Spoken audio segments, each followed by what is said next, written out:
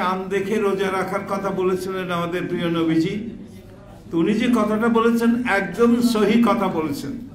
উনি বলেছিলেন তোমরা চাঁদ দেখে রোজা রাখো, আবার যখন রোজা শেষ হবে চাঁদ দেখে রোজা ভাঙো।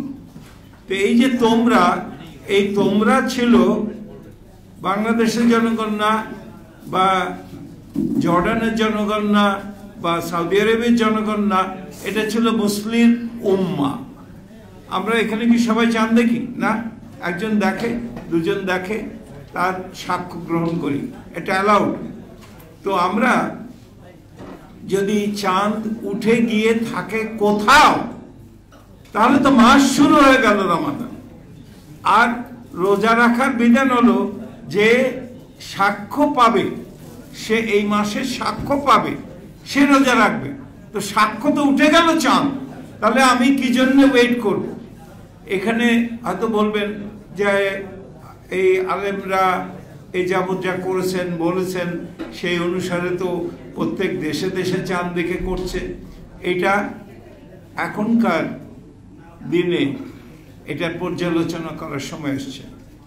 আমাকে অনেকে জিজ্ঞেস করছেন, আমি অনেক সময় বলেছিলাম যে আলিমকে ডেফিনেশনটা কি, আলিমদের কথা অবশ্যই মানতে হবে। তো আমি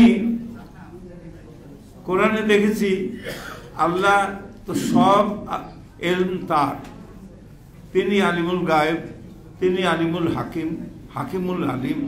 তো আল্লাহ নিজে কাকে আলিম বলছেন, এটা আমি খুঁজতে খুঁজতে হয়রান হয়ে গেছি। তারপরে এর উত্তর আমি একটা জায়গায় পেলাম। আমরা যে মাদ্রাসা সিস্টেমে দাখিল, আলিম, ফাজিল, কামেল যে সিস্টেম করছি, তো আমি তখন চেষ্টা করলাম যে আল্লাহ কাকে আলিম বলেছেন। করতে করতে সূরা রুমের 20 থেকে 22-এর মধ্যে আমি এর উত্তর পেলাম। ওই 3টে আয়াত আছে, ওয়া এবং মিন হইতে, ওয়ামিন আয়াতিহি আল্লাহর নিদর্শন, টিপসইয়ের মধ্যে, খালকুস সামাওয়াতি ওয়াল আরদ, the creation of the heavens and the earth, ওয়াক্তলাফু ইখতিলাফ ভেরিয়েশন, আল সিনাতিকুম ভাষার মধ্যে, ওয়া আলওয়ানিকুম এবং রঙের মধ্যে। তারপরে বলছে ইন্না নিশ্চয়ই, ফি ওইটা, জালিকা ওইগুলোর মধ্যে, আয়াতিল লিল আলিমিন আলিমদের জন্য, প্লুরালে আলিমদের জন্য। এখন 3টে জিনিস হলো creation of the heavens and the earth, আর একটা হলো যে ভাষার পরিবর্তন এবং রঙের পরিবর্তন। 3টেই হলো পাক্কা science. Creation of the heavens and the earth এখন হায়ার যে ফিজিসিস্টরা করে, কসমোলজিস্ট, এখানে ম্যাথমেটিক্স লাগে, ফিজিক্স লাগে, অনেক শাস্ত্র লাগে, এটা হলো কসমোলজি। আর হলো যে ভাষার পরিবর্তন, এই যে আমরা কথা বলি বিভিন্ন দেশের বিভিন্ন ভাষা, এই ভাষাগুলো কী করে আমরা এখান থেকে শব্দের উৎপত্তি হয়, অ্যাকোস্টিক হয়, কিভাবে শুনি, এটাও একটা পাক্কা সায়েন্স। দেন আর একটা আসে রং, সাদা রং, হলুদ রং, ব্রাউন রং, কালো রং, এছাড়াও অনেক রকম রং আমরা তৈরি করি এবং আল্লাহর সৃষ্টি জগতে সেগুলো আমরা দেখি। তো এগুলো যারা স্টাডি করে, এটাও একটা পাক্কা সায়েন্স। তাহলে 3টা সায়েন্সের জিনিস বললেন, এই দিয়ে বলছেন এইগুলো হচ্ছে আলিমদের জন্য নিদর্শন। এখন আমরা বলেন যে কোন মাদ্রাসার কোন আলিম রেডিও টেলিস্কোপ তো দূরের কথা, একটা অপটিক্যাল টেলিস্কোপ দিয়ে একটা কনস্টেলেশন দেখছে, একটা গ্রহের অবস্থান দেখছে না, কিন্তু এক সময় দেখেছিল উলুক বেগে। এই যে মঙ্গলরা ধ্বংস করে দিয়েছিল, তারপরে উলুক বেগে যে অবজারভেটরি হয়েছিল, উলুক বেগে যে মাদ্রাসা হয়েছিল, সেখানকার শিক্ষা আমি 2বার ওখানে গেছি, ওদেরকে বুঝিয়েছি যে তোমরা কি ছিলে। Ulugh Beg was an astronomer of the highest order, mathematician. তিনি, তার কাছে মার্কা এবং চীন এবং পশ্চিমের সমস্ত অ্যাস্ট্রোনমাররা তার কাছে আসতো লিখতে। তো এই যে সময় গণনা কোরআনে আছে, ওরা তোমাকে জিজ্ঞাসা করে নতুন চন্দ্র সম্পর্কে, বলো এগুলো সময় গণনার জন্য, কিসের জন্য? লিন্নাস ওয়াল হজ, মানব জাতির জন্য, শুধু মুসলমানদের জন্য, মানব জাতির জন্য। চাঁদ সমগ্র মানব জাতির একটা। এইখানে তাহলে আলিম কাকে বললেন? এই তিনটে জিনিস কারা ডিল করে? সায়েন্টিস্টরা। তাহলে একথা কি কোন লোক বলতে পারেন যে সায়েন্টিস্টকে আল্লাহ তাআলা আলিম বলেন নাই? বলেছেন, তবে একটা শর্ত। আগেকার দিনে যত সায়েন্টিস্ট আছে তারা শুধু যে আল্লাহর সৃষ্টি নিয়ে চিন্তা করতেন তা না, সৃষ্টি এবং সাথে সাথে স্রষ্টা, সৃষ্টির জ্ঞান এবং স্রষ্টার আদেশ, এইটা দুটোই জিনিস তারা পালন করতেন। এই রকম লোক যদি পৃথিবীতে থাকে তাহলে সেই সায়েন্স যদি অগ্রগতি হয়, সেই অগ্রগতি আমরা মানব না। যখন বলেছিলেন তোমরা সকলেই একদিনে রোজা রাখো, একদিনে ভাঙো, সকলেই, তো তখন উম্মার সাইজ ছোট ছিল। পাহাড়ের এপার থেকে ঘুরে, ঘোড়া দাবিয়ে ঘুরে দেখে আসতে হতো যে চাঁদ উঠেছে কিনা। এখন সেই ঘোড়াটার ভূমিকা কে নিয়েছে? সেই ঘোড়াটার ভূমিকা নিয়েছে ইন্টারনেট। তো আমরা এখন মুহূর্তের মধ্যে জানতে পারি কোথায় চাঁদ উঠে গেছে।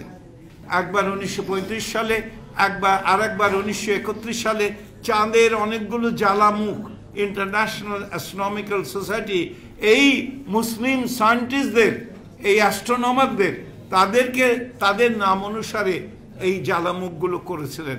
এটা একটা সম্মান। তো আমরা যেটা বলি যে ওয়াক্ত গণনা এটা একটা সায়েন্টিফিক অ্যাফেয়ার।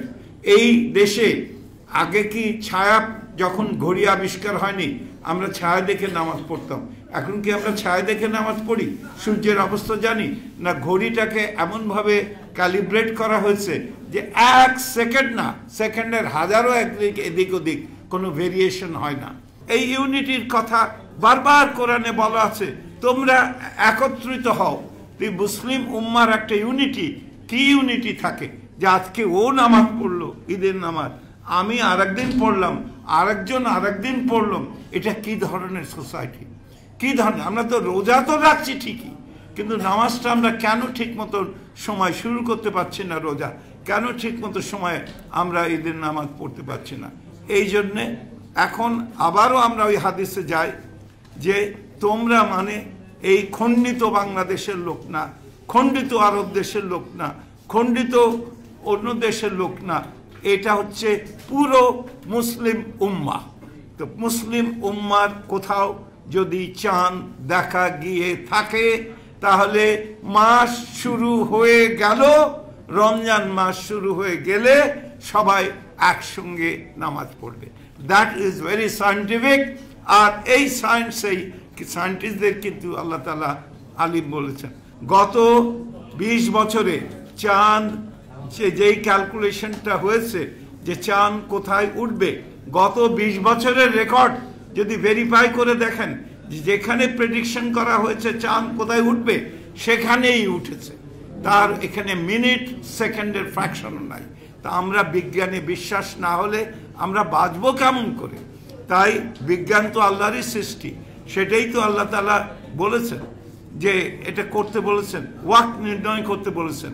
বিনীতভাবে অনুরোধ করছি, আপনারা অতীতে যা করেছেন, এখন এটা নতুন করে ভেবে আগামীতে সবাই একদিনে বিশ্বজনীন আমরা রোজা শুরু করব। এটা আমাদের মঙ্গল, সবার মঙ্গল এবং আল্লাহর রাসূলের আদেশ পালন। এই কথা বলে আমার বক্তব্য শেষ করছি। আপনারা যে যেখানে আছেন এই বার্তা পৌঁছে দেন ঘরে ঘরে, সমস্ত দেশের মধ্যে এই বার্তা, সকল নর নারীর মধ্যে এই বার্তাটি পৌঁছে দেন। আল্লাহ হাফিজ।